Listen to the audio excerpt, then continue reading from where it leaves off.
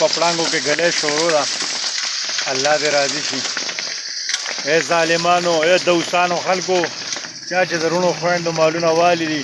چا چې د بېوسو کسو مالونه والي د الله سره دا مالونه ورکړئ چې الله راضي شي دا د ظلم امتحان او دا د الله تعالی د ناراضګۍ نښه ده چې کله داسې بارانونه کېږي او داسې ګلېګانې کېږي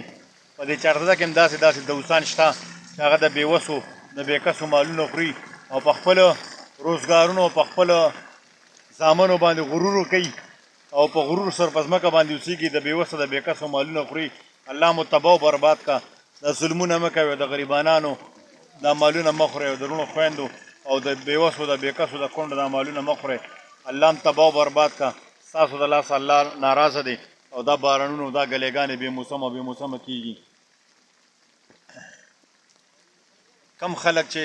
زورور دی او د بېوسو د بېکسو مالونه خوري رب العالمین دې تباه و برباد کړي او دا الله ناراضه دی دا د الله د ناراضګۍ نښه ده داسې بارانونه او دا داسې ګلې